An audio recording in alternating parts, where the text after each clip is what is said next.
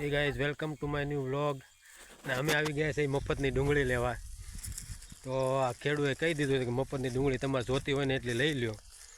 તો આ જો તમે ડુંગળી અમે આવી ગયા છે ડુંગળી મેળા લેવા જ બધાય. અને આ છે ને ભાઈ લગભગ 8-10 વીઘાનું ખેતર છે. 8-10 વીઘામાં આવ સૂટ મૂકી દીધી. 4 દીથિયા માણા લગભગ આજુબાજુમાં તોરી રામપુરને બધાય મેળા લેવા ડુંગળી. જેટલી મન ભાવે 3-4 કોથળી મેળા લેવા જ. એમ મજા કરો એ કે ભાવ તો કાંઈ આવે એમ છે નહીં. એ કે દઈ જ દેવાની ડુંગળી. આ કેમ મફતની ડુંગળી લેવાનું કીધું કંઈ ખબર જ નહીં. હે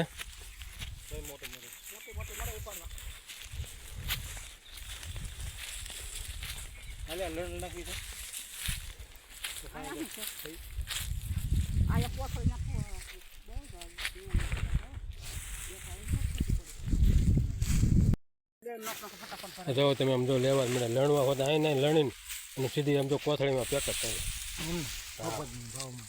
મફતના ભાવમાં ક્યાં મૂકવાનું થતું નથી. શેઠ ક્યાં સુધી આવ્યો છે ખબર? શેઠ સુડાને સીમાડા આવી ગયા છે.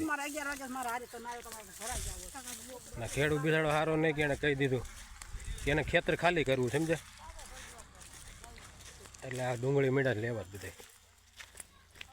જો ડુંગળી હારી હારી મોટી મોટી ગાંઠું મેળા જ લેવા જ બધા. મોટી ઝીણી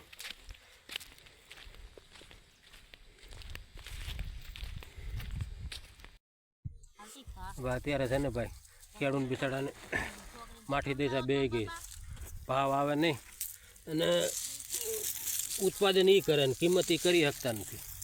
મેન વસ્તુ એ થાય પોતાની વસ્તુનું પોતે કિંમત નથી કરી શકતા અને સરકાર કિંમત કરે એમાં ખેડૂત બિસાડા હલવાઈ ગયા. સિસ્ટમ જ એ છે. વસ્તુ આપણીને આપણે નથી કિંમત કરી શકતા. હું તો હજી આ કોથળી લઈને બેઠો છું ને 2 ડુંગળી નાખી ખાલી કઈ ફરાકે મૂકી નથી.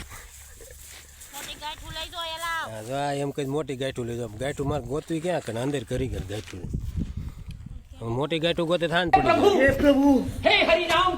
ગઈ તો ભાઈ ઘડીક વીણવા મળીએ.